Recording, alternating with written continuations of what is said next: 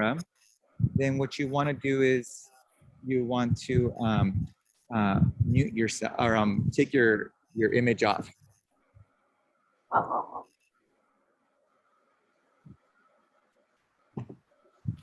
Okay.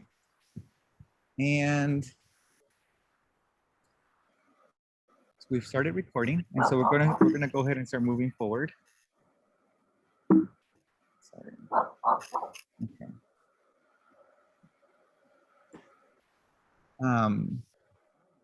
All right, so here are the things that we're going to go over today. We're going to go over the COVID ready campus, some of the details in regards to like our school and how we're going to be getting ourselves ready. Once.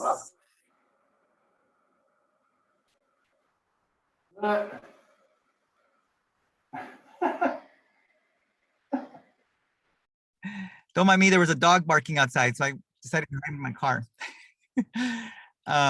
All right, so let me start over again. We're going to go ahead and start doing the COVID ready campus and the things that have been going on the campus to sort of get everything ready. We're going to talk a little bit about the nurses station and where that's going to be. We're going to talk a little bit about attendance because there have been some changes. The start dates and time, just to reiterate them. I know I've gone over them in the past, but I want to make sure that people see them again. We might hit on the student experience video, and then childcare.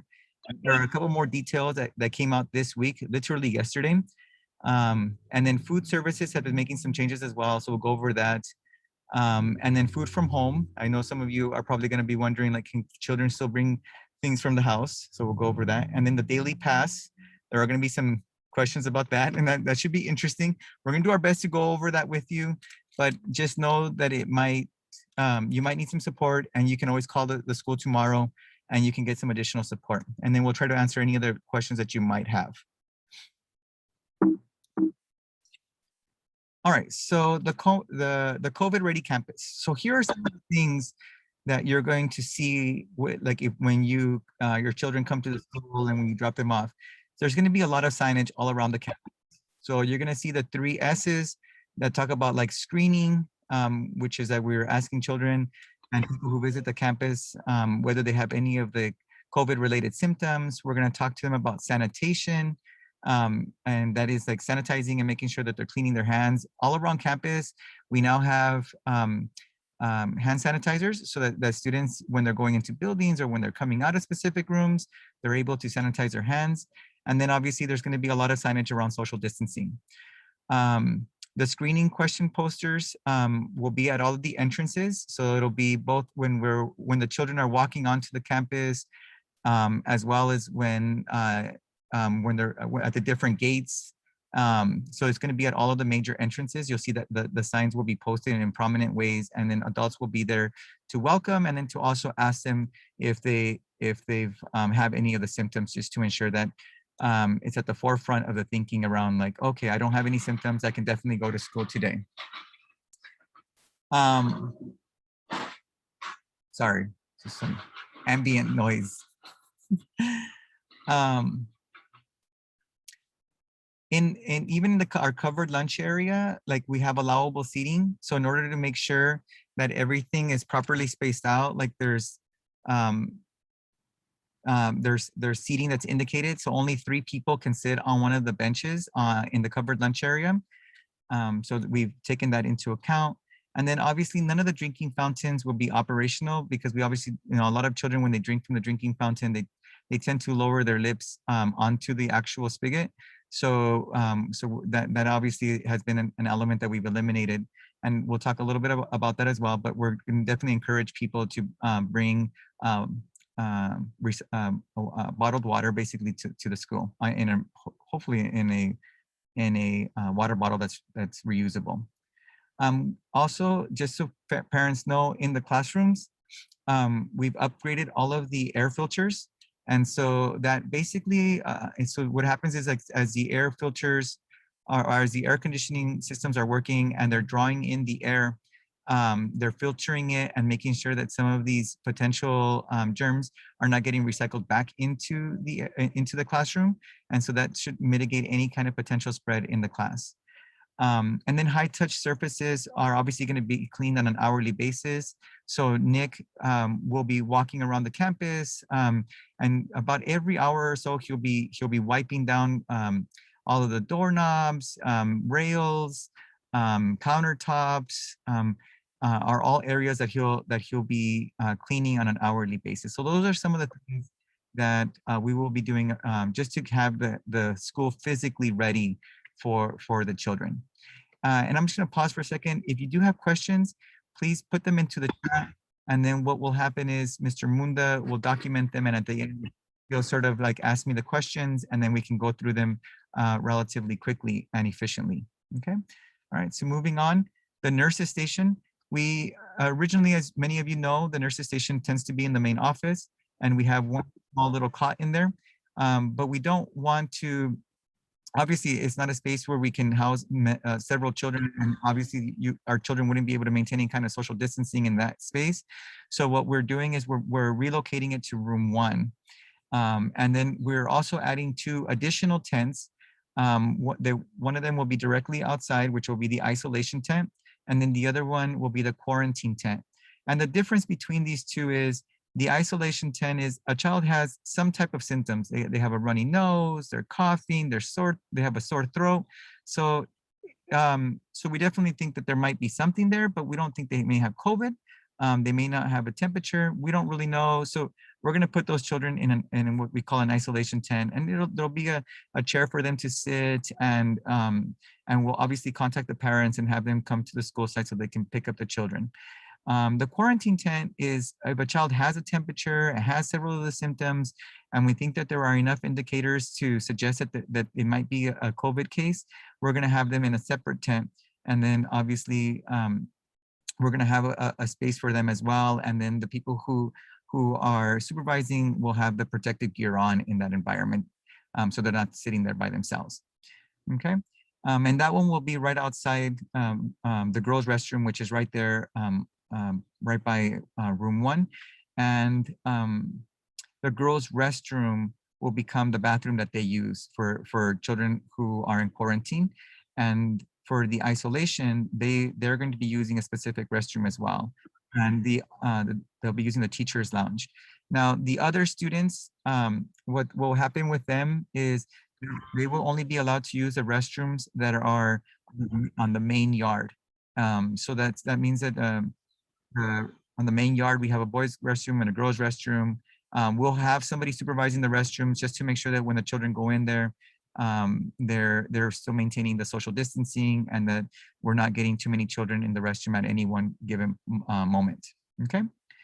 Now, I know that there's been a lot of talk about COVID testing. So one is the first one, for like right now, most of you should be, if you're going to return to school on Tuesday or Tuesday, Wednesday, or Thursday, we are asking that you go and schedule a COVID test, and we'll go over what that looks like when you use the daily pass. But afterwards, after this initial time, which I guess I should also mention, that you can get the test somewhere else. If you choose not to get a COVID test through an LA Unified sponsored site, that is acceptable. The only thing we ask is that on the first day that you come to school next week, that you please print out a copy of the test result. And this is very important, because even if you go to the daily pass and you try to generate your daily pass, it may not recognize it because the system takes up to 5 days from when you uploaded it onto the platform before it will allow you to generate that daily pass. So don't worry, don't say to yourself, oh my gosh, I went to a different school site or a different site to get my COVID test. My kid got negative, but now I can't get the daily pass. Don't worry, just print that negative test result. And then when your child comes to school, we will take their temperature. We will take a look at their COVID negative test result. We'll ask them if they have any of the symptoms or if they've been around anybody. They'll say no. And then we'll say, okay, you can go ahead and go on in. Now, after this initial week, the children will be tested on campus. And what that means is that the students the students will be able to basically from their class go onto a couple of tents that we're going to put by the parent center, and they're going to be tested on campus. All of our adults will be tested as well. If you feel like, oh, you know what, I don't think my kid's going to do really well when somebody is trying to swab their nose, then it's okay. If you want to be there with them from 4 to 7, you can schedule a time, and the nursing team that's going to be doing the test will be able to do evening tests with parents so that the children feel safer. Okay. All right. Now we're going to move on to attendance. Real quick, Mr. Garza. Sure. While we were talking about testing, can you go back one slide? Sure. There was a question about if the county moves to an orange tier as they're expecting, would that change any of the testing requirements? And if not, is there a threshold that would remove this weekly requirement? So here was what Superintendent Buhner told us. He said that the district is putting together this protocol to make sure that we're taking the the steps necessary to keep everyone as safe as possible. And so from what I understand, they want to maintain these protocols in place because they want to take the additional steps to keep everyone safe. So even if the CDC or LA County says like, hey, you can, for example, decrease the amount of space between students, or you don't have to test on a weekly basis. The district is basically saying, well, we want to make sure that parents and teachers feel safe on campus. And we believe that by doing these things, we can help people feel safer about returning to campus. And so they want to continue with these protocols. Mr. Munda, was that okay? Yeah, that's fine. Okay. All right. So we're going to move on. All right. So we're going to move on to attendance. So most of the attendance is pretty much, if you attend class, you're good. And likewise. Real quick, Mr. Garza, I'm so sorry. There's another question about testing. I want to say before we move on to another slide, Sure. Can you clarify on the timing of required testing prior to the first day? I'm sorry, well, like the type of testing? The timing. Oh, the time. Okay, so the time, I'm sorry, I didn't catch the word timing. So the timing on the testing they've added some flexibility. Originally, they seemed like they were set on 7 days, but I think that there's been enough pushback where the latest documents are suggesting that it can be 7 to 14 days from when the children start the first day of school. So as long as it's been about 14-ish days, you're going to be okay. It'll be in the system. I think that honestly, like as long as you get your test done and there's the initial baseline data, the district is okay with it. And then from there, once they're on campus, they'll continue. But you have 7 to 14 days. So really, if you go anytime this week, you should be fine. If you go get your test on Sunday, you just have to be careful just to make sure that, by the time the first day rolls around, if you're a kindergartner, obviously that's Tuesday, will you have your test results? Some places take a little bit longer than others. So that is something that you might want to like really think about and just say like, okay, you know what, let me make sure we go get this test by Friday, for example, so that it's ready by Monday. And then that way, by the time you have to go report to the school on Tuesday, you're ready. Yeah, so I want to clarify real quick. Next week, as it's the first week of school, they are allowing students to be tested even right now, and it'll be fine that they're within 7 to 14 days away. But after the first week, the second week, it'll become a weekly testing.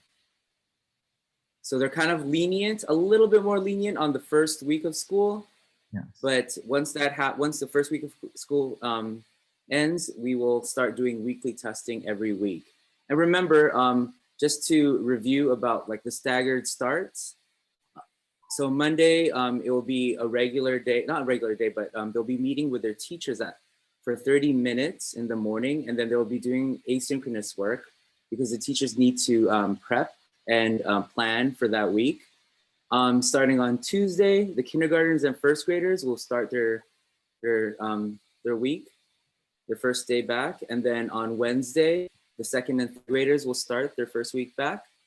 And then on Thursday, the fourth and fifth graders will begin. And then Friday, actually by Thursday, that means everybody is back in school, okay? And so we'll have Thursday and Friday will be basically what a normal day will look like. And we'll go over that first week in a few minutes. As far as attendance, again, there is one little caveat that I want people to know about. If your child is doing in person and they are unable to make it for whatever reason, they didn't feel particularly well, out of an abundance of caution, you decided to keep them home. The students can still log on to Schoology, complete the tasks that are assigned, and they can still get credit for being in attendance. Now, let's just say they can't make it. Can they potentially attend the afternoon Zoom session? Yes, they can attend the Zoom session. You can just email the teacher, just say, hey, unfortunately, my child doesn't feel so well. We're keeping him home today. And we're wondering if he can attend the afternoon online session. The teachers know that they can. They will give them permission, and then they can attend that session. They can get their work done. And then that way they don't fall behind. But so we're trying to keep things very flexible for the students.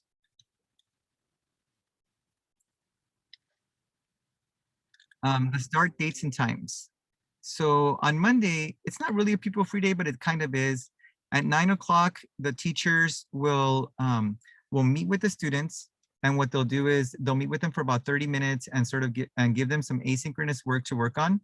And then from 9:30 to 10:30, I'll be meeting with them. We'll be going over some just general sort of like information about like the start of the school year.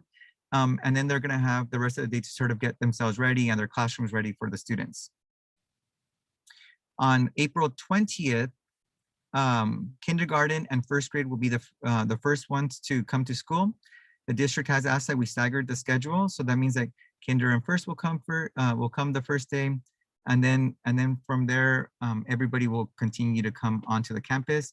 And if you look, obviously on April 21st, not only are we adding like the second and third grade, but we're also adding another layer of safety by staggering the start time. So you'll notice that kindergarten and first grade will arrive at 8, whereas second and third grade will arrive at 8:15. And then if we look down to Thursday,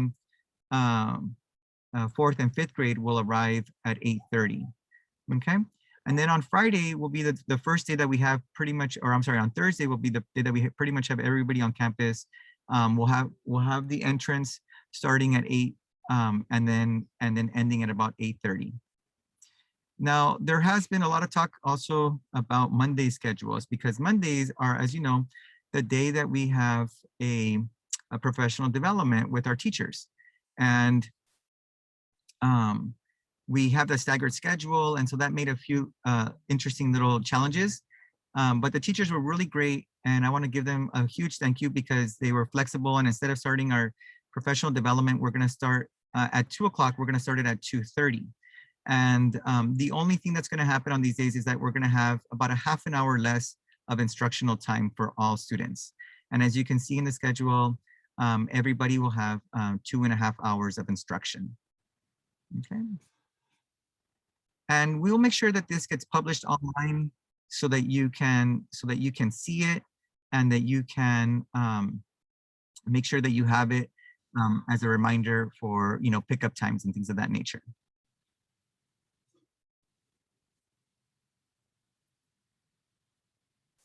Now, we did make a small change here. The morning entrance, we're going to keep the same. We're going to do the Echo Park main yard entrance, and we're going to still hold on to our Echo Park Valet, which is where people normally drop their children off. But instead of the double gates, we're going to do the main yard, which is a little bit below, and that'll give us that will allow our students to go straight onto the main yard and then go to their assigned areas. Now, the small change that we did make, originally we were going to have 3 exits. However, we only have about 40 students who are going to be leaving after the at the end of the morning session, and then we're going to have a staggered release. And so what we realized was, okay, you know what, we're only going to have maybe like 15 students leaving at a time. And so we decided it made more sense just to go ahead and have one exit so that we can allocate our staff more effectively. So the only exit that we're going to have at the school is going to be the double gate on Echo Park.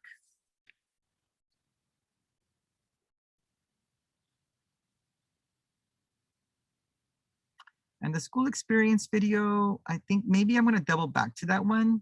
If I have some folks who really want to see it, I'll showcase it at the end of the, I'll showcase it at the end of our meeting for those parents who are like, oh, I really want to see what it looks like at most, what it's going to look like at most schools. Because it's not our school, it's just a general outlook on what it's going to look at all of the schools.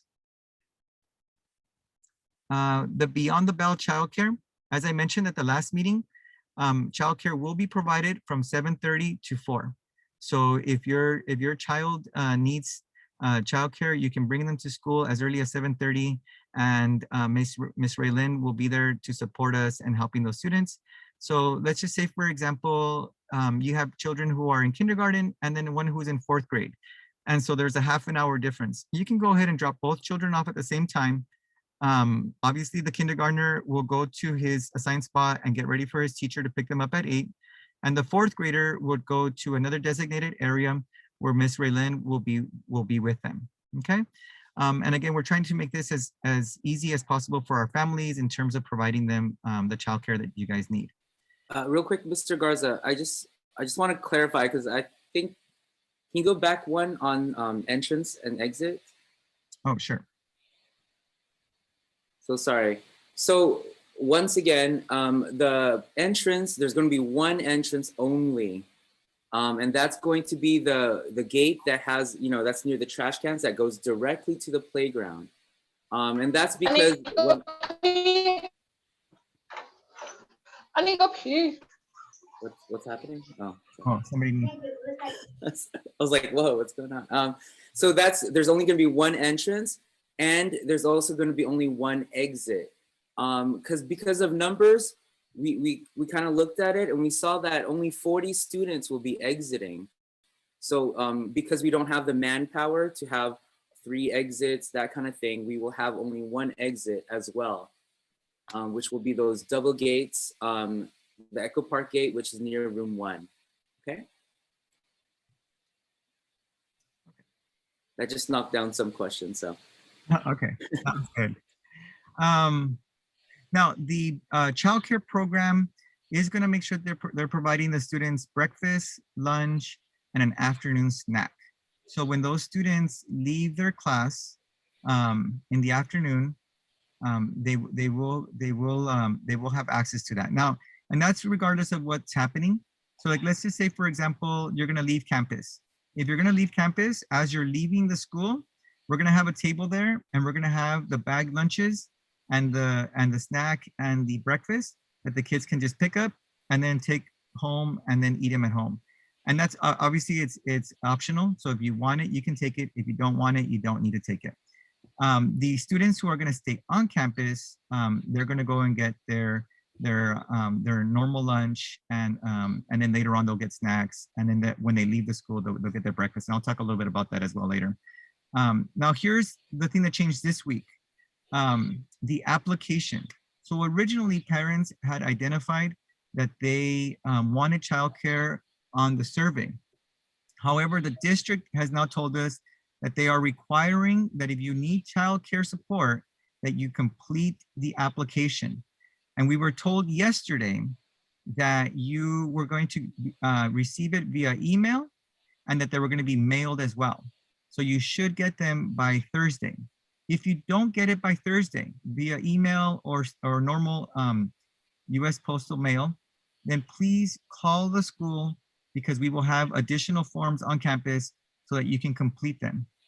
Unfortunately, you do have to complete these forms before we can allow the students to stay on campus. And part of the reason is because we need to have emergency contacts and things of that nature. So I know this is an extra step, but it's an important one, and I want to make sure that people know and understand that in order to stay in the childcare program in the afternoons, that form must be completed before Tuesday. Okay. Food services. Now, Real quick, let's go back to the childcare stuff. yes. So there was a question on where they're going to get picked up from childcare. So the childcare, it will be the same thing. We're gonna have that that exit that's open on Valentine. I'm sorry, on Echo Park. The parents can just go there, and then we'll go ahead and start dismissing the students. Will they be able to pick them up before 4 p.m.? Yes, pretty much. It's the same as it always has been. Where if a parent wants to come onto the campus, let's just say, for example, the child was dismissed at 12, and you need to pick them up at 1 o'clock. That's okay. You can do that. Let's just say that you want to pick them up at 3 or 4, whatever the case is. The only thing is that the children must be picked up by 4 p.m. And the reason for that is because they want to make sure that all of our programs on campus have ended by 4, so that the evening workers can do the deep cleaning that they need to do of the entire school. How about, so what's the process though? Do they go to the main office if they're going to pick them up at 2 o'clock or 2:30? Yes, they can go to the main office and then buzz in, and then they can we will radio to have the students picked up. And the bulk of them, if there's a large number of students leaving at the same time, they'll be dismissed through the double gate on Echo Park. But if you come earlier, stop by the main office, buzz in, say you're there to pick up a student. What we will do is we will radio Miss Raylin, and then she will send the student to the front of the school. Okay, and they're also asking, so what does it look like? Is it just Miss Raylin, one teacher, or are there several teachers for the after school, for the childcare? Okay. What is it? So the childcare program right now, we currently have 8 staff members. I believe there are 4 from LA's Best, and then there are going to be 4 from our school who are teaching assistants and campus aides who will also be supporting to ensure that we have an adult for every, I think it's like 12 students. Okay. And this application process, is it, I know the district is going to be sending it, but can we send it out to everybody in an email form? Okay, I can look into it tomorrow. They were supposed to send it to us via snail mail. So I'm hoping that we get it sooner than later. I haven't received it yet myself. So as soon as we get it, if I can email it out to everybody, we will also send that out. Yeah. So we'll have Lowell from our parent association email it out once we get that link. Okay. Primetime, is Primetime coming back this year? No, unfortunately, Primetime at this point is not coming back yet. They haven't opened up third parties and allowing them to come onto the campus. But we are in conversations with Peter about reopening Primetime next year. Okay. And one question that I forgot to ask, Sure. It's in regards to our kindergarten students. So our kindergarten students have not gone on campus at all, so they're not going to be familiar with anything. What is it going to look like for our kindergarten students on their first day? I mean, on the first day, the teachers will probably take some time. I haven't talked to them about that. I will definitely talk to them about maybe taking the students on a tour. Honestly, I hadn't really processed that much of it. I know that some of the teachers for like kindergarten and first are talking about like taking the students around the campus and showing them a little bit about what it looks like.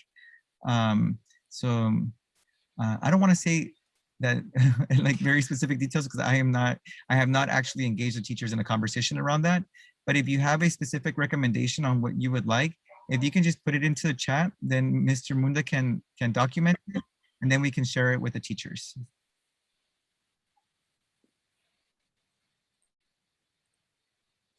And don't worry, the teachers will communicate with you exactly how it's going to be once all these like little kinks are worked out. Okay, so just make sure that your child is ready, to come on campus. Yeah, okay. I'll go ahead and continue. So food services, let's say, for example, that your children are doing the PM online, and you're going to continue to take your classes at home. We are going to off the grab and go lunches that other schools were hosting will no longer be hosted, but the school will now start hosting its own grab and go pickup for online students, and that'll be from 9 to 10 a.m. on Echo Park on the backside, I guess, of the auditorium. And then we're going to move on to the AM hybrid students leaving campus at noon. As we mentioned a few minutes ago, they're going to have their bag with a lunch. They're going to have a snack, a supper, and a breakfast for the following day, so that they can start the morning off well and have that all ready. And the PM childcare students, they're going to get a warm lunch, a snack, a supper, and a breakfast. And again, the breakfast is not because we want them to eat it that day. We want them to go home with it so they can have it for the following day. Now, here's something a little bit that extra, but on Friday, the district is providing the students with breakfast, lunch, and supper for 2 days. So if you have if you have a young one, they might need a little help carrying some of that stuff home. Apparently, it's pretty cumbersome. It's a pretty significant amount of food.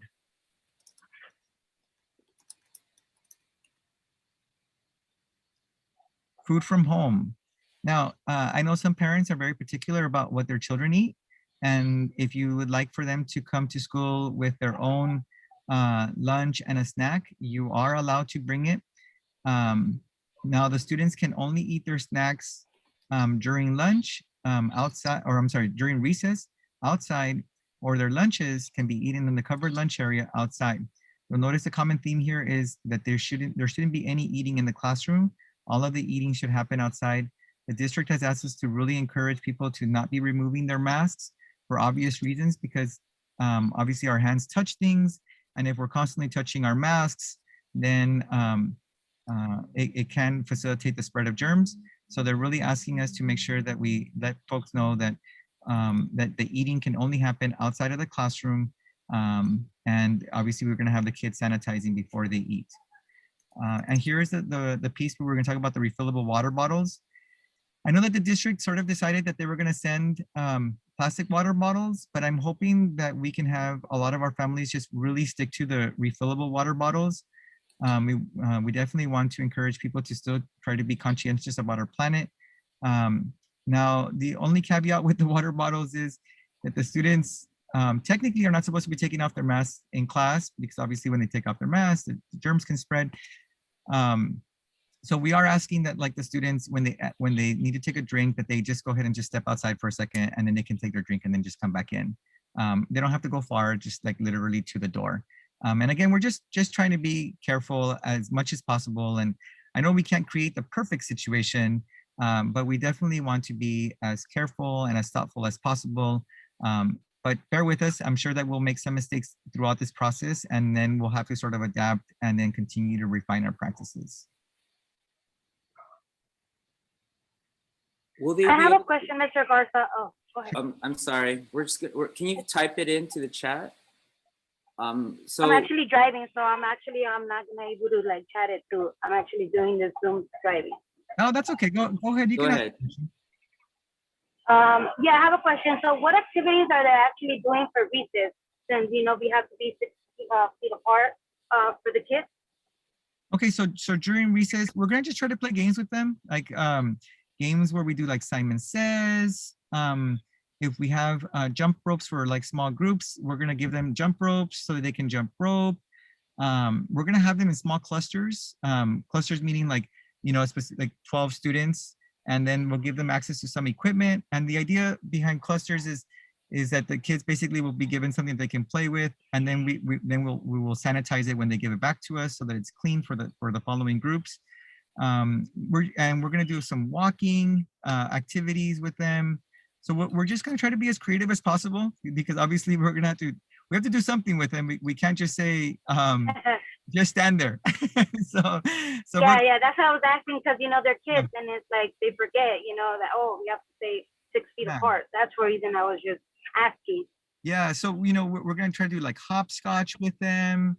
So just things where they don't have to be passing, they don't have to be touching something and then having like a lot of interaction close to each other. So those are the types of things that we're going to try to really like shy away from.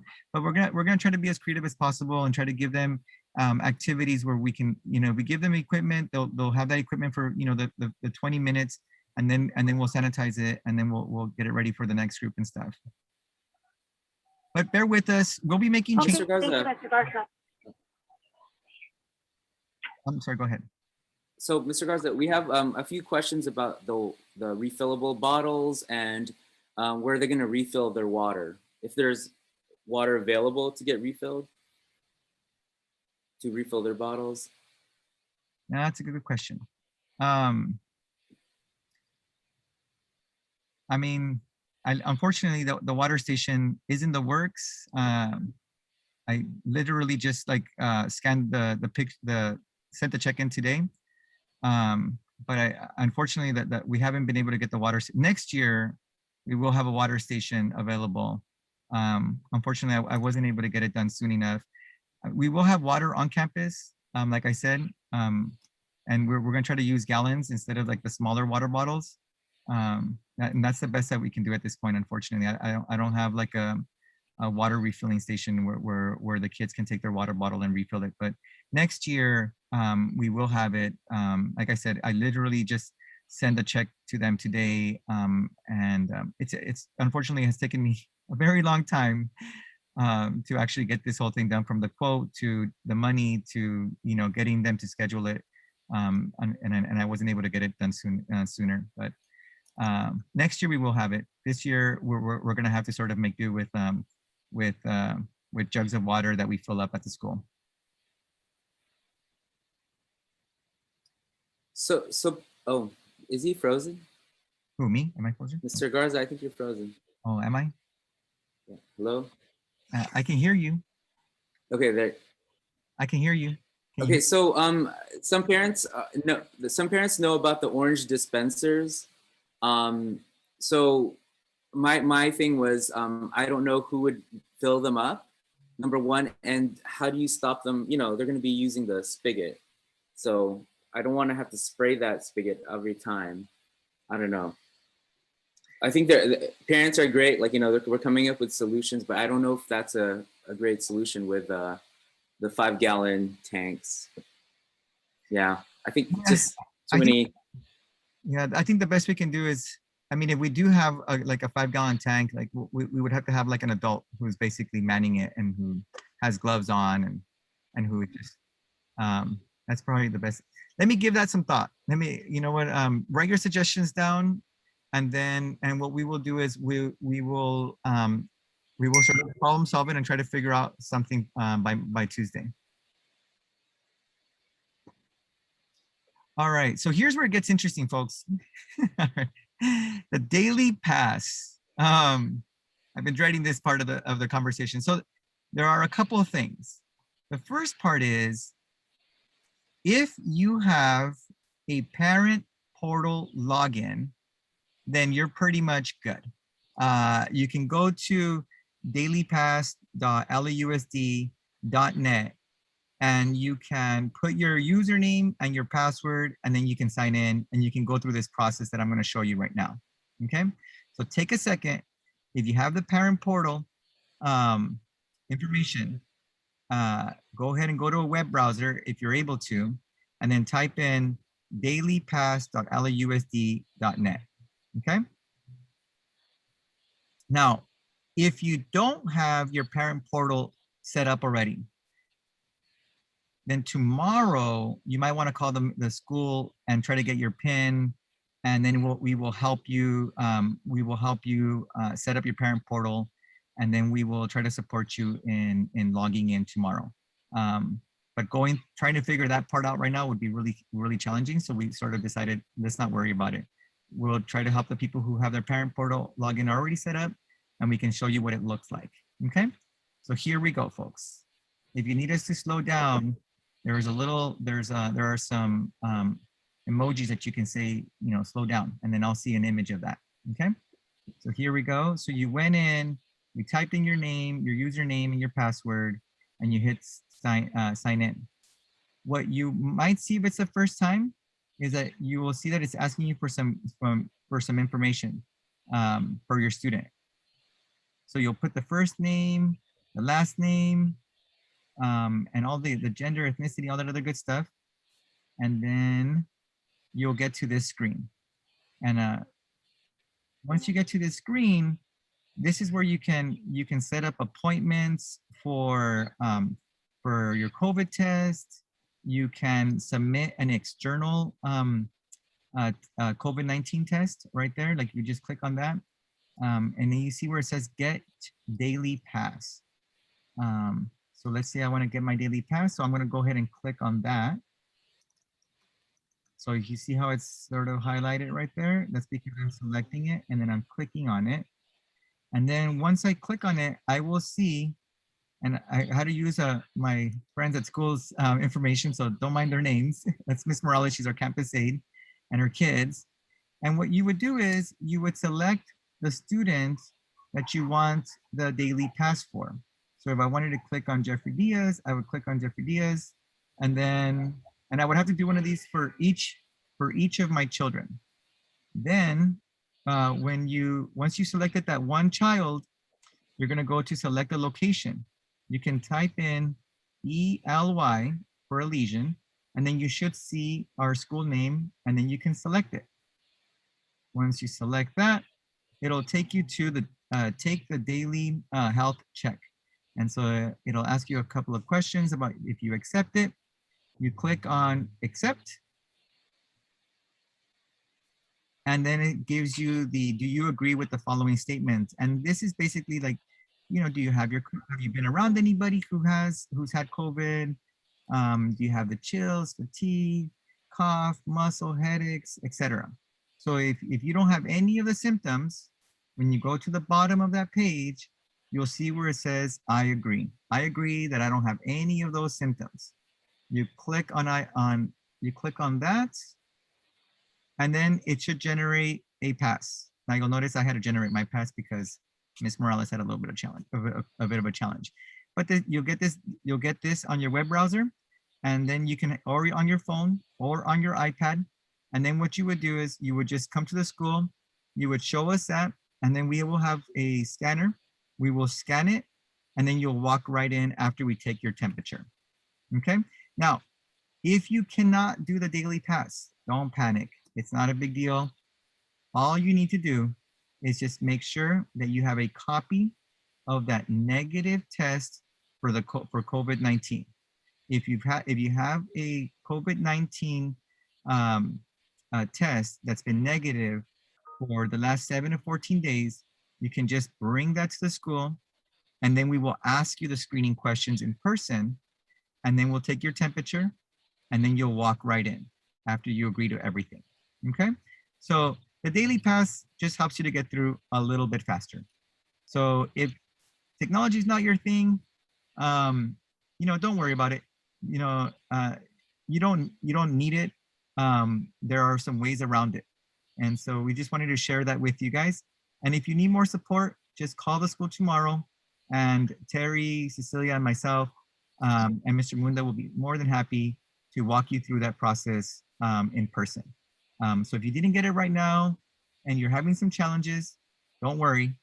There's quite a few of you online right now, and so we probably won't be able to answer every single person's issues, but if you call the school tomorrow, we'll be more than happy to support you. So just to quickly summarize, in order for your students to come on campus, they'll need 3 things. So the first thing is they do need a COVID test, a valid COVID test. If they have it, if they did it through LAUSD, it will automatically show up and you will be able to create a daily pass. If they did it from an outside source, like let's say you went to Kaiser or a clinic or whatever it is, you'll have to have that negative results. You have to upload it onto that daily pass site, okay? In order for you to get a daily pass, okay? So they need that COVID test. And then you create that daily pass, and that daily pass is basically asking you the questions that the CDC guidelines, requires. Do you have a fever? Do you have any of these symptoms? If you say no, then you're good to go. Okay, so they have to pass that. Let's say you did an outside source and it's not letting you create a daily pass. And that's actually has been happening to some of the schools that started this week. With that being said, you just bring that pass, show that negative result, and you'll check off that mark. You won't be able to create that daily pass for that day until it's uploaded into the site, okay? And then they'll come to the on campus, and then they'll ask the person at the gate will ask them those questions if they have these symptoms. And if they don't, they're good to go, okay? So that's the daily pass is just makes it a lot easier at the gate because all we do is just scan it and then they get to walk right in to the next station, which is the temperature check. So that's the third thing that everybody must go through is that temperature check. Just like real quick, 3-second temperature check. And then once they pass all three things, COVID test, all the guidelines, the CDC guidelines, and then the temperature check, then they'll be able to come on campus.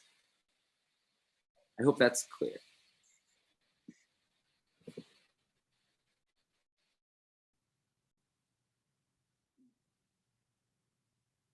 So I don't know if there are any additional questions. Yeah, one of the questions is, when is COVID testing on campus? When school starts? They haven't told us which day they're going to be on campus, but I'm from my understanding, they're going to try to deploy these folks on Thursday or Friday of next week. And the reason for the Thursday and Friday is because those are the days when all of our kids will actually be on campus. So we're hoping that they'll be on those days.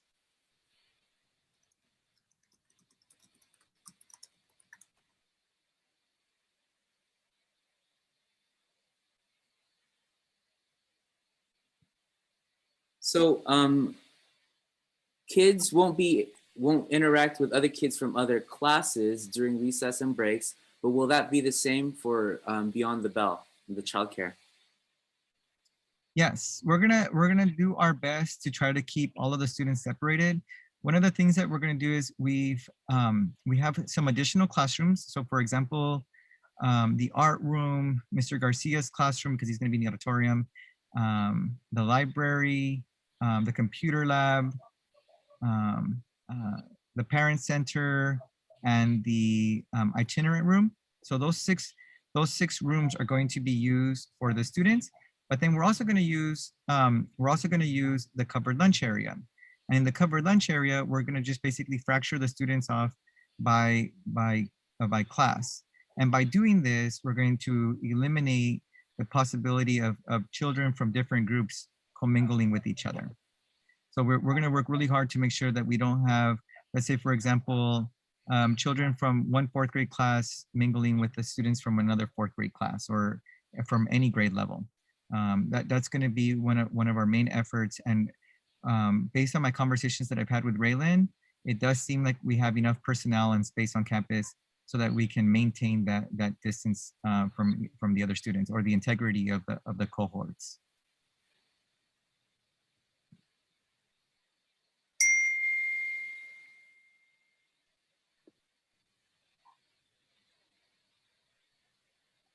Are there other questions? I see a few in the chat. All right, who wants?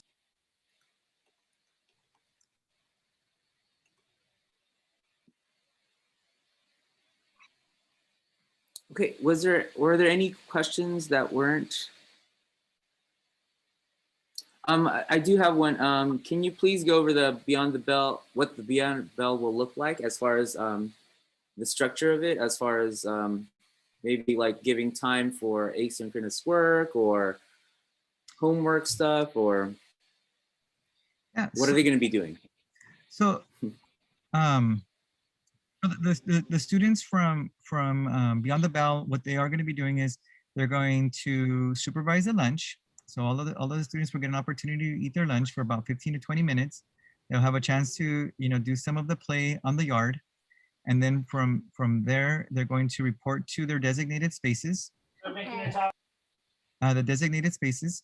And then once they are with their designated teachers for Beyond the Bell, they're going to be doing their asynchronous work. And then from when they start finishing their asynchronous work, Miss Raylan, who has already been on campus for a while and who has been working with kids, she has some systems already in place so that she has games, she's laminated everything so that it's easy for her to clean them afterward. So they'll have board games, card games, they'll have some outdoor activities where they'll be able to do some movement. She's been doing it already with some of our students. And then I think and then they'll have a little bit of time to do some homework at the end of the day before they go home. Now, obviously, the schedule is going to be flexible depending on what the students need. So as some of the students finish their asynchronous work and their homework, then they'll have alternative activities for them. But from what I've gathered from Raylan, she's told me that, they played a lot of board games. They set up a computer so that they can do dance games with the students. She's been super creative and she's done a really good job with some of the children that she's housed over the last couple of months on campus. Well, not really last couple of months, really like the last couple of weeks. And then prior to that, during beforehand, before we went home in November. But she definitely has a lot of like little fun activities for the kids. So, I have a question. All the supplies that the kids took from school to home, are we gonna return them on the first day of school? Meaning the books that they had, their math book, their history book, are they gonna go back or they're gonna stay at home and you guys gonna give new ones, or how is that gonna work? No, so if they've been given workbooks, then they need to bring those to school. So all of the materials that they use for their class, they do need to bring them. We're not gonna take them back. Like let's say for example, if we gave you crayons or other little like supplies, like we're not gonna take those back. But obviously, like if you come back to school and you're going to be doing working with your math or with your math books or with your science books, those books do need to come back because we don't have enough so that we can give them to all of the students again. Okay, thank you. Mm-hmm.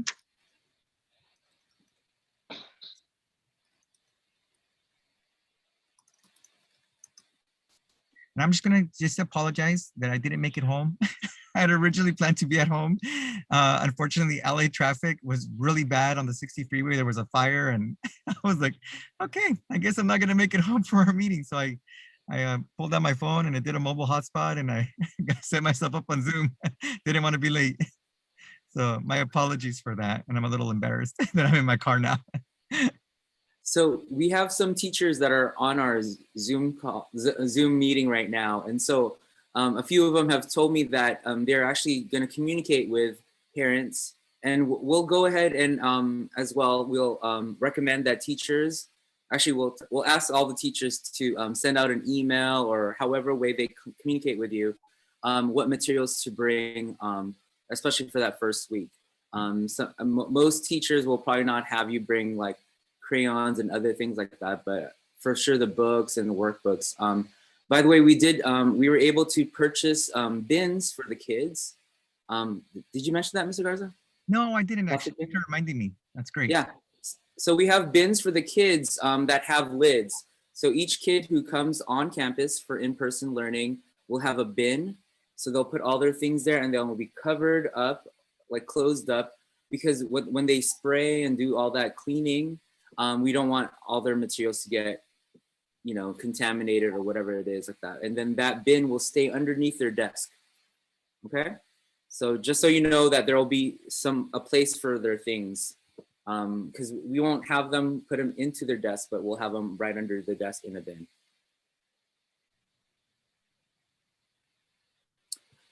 There's a couple, there are Spanish questions. I don't, can you read them? Did you see that from Christopher Estevez's mom? A ver, la señora Christopher, estoy leyendo.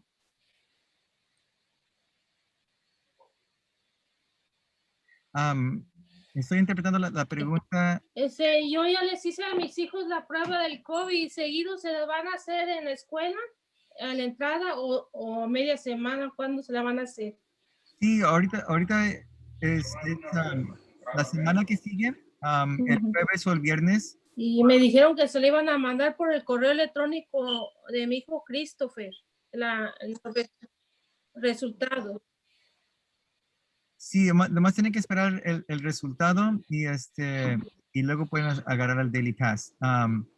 Pero el examen en el futuro va a ser en la escuela normal. Yo pienso que la primera semana va a ser el jueves o el viernes. Okay, so the question was just in regards to the COVID test and when they were going to have it on campus. And I was letting her know that like the first one, obviously you're doing it on your own and should be done at this point. And then that will allow you to get your daily pass.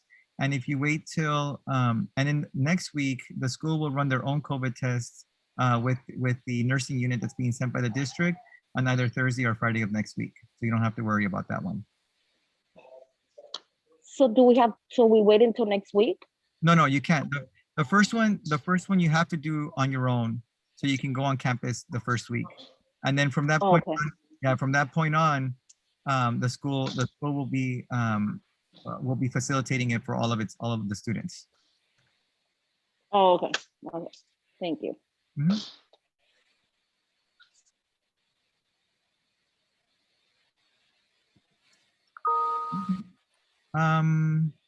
I want to thank everybody. It's been an interesting road, although I hope that people see a progression over the last 3 Zoom meetings. We've gotten more and more information, and I think we've been able to flush out a lot of the details. I know I've been a little frustrated with a lot of the changes, but at the same time, I also understand that we're a large district and there are a lot of things going on, and there are a lot of different schools that have different needs, and that as the district makes decisions, they start seeing that some things don't work and they have to make changes. And so that's added some confusion at times for myself and even for some of our families. So I really appreciate the patience, and I think we can now sort of all understand that it's just a part of the process. There's a lot of things going on and a lot of moving pieces, and the district is really, really trying to do its best to keep everyone as safe as possible. And so I hope you guys can see that. There are still some holes, as you guys sort of pointed out, the water situation and a couple of other things. So know that we're making note of those things, and we're gonna try to figure out some ways to improve those things that we hadn't thought about as we were thinking about some of these other pieces. But again, thank you. We really appreciate you guys, and we're excited to have folks back on campus and hear our hallways alive again. I think that's an important piece, and I know a lot of our kids are really excited, and so we're just going to do the best that we can to keep them safe, and then to make it as fun and exciting for them to be back at school. And we will be sending it out. Actually, Lowell, we will be sending this out, a copy of the presentation, as well as a copy of this Zoom meeting, probably sometime tomorrow. All right, thank you, everybody.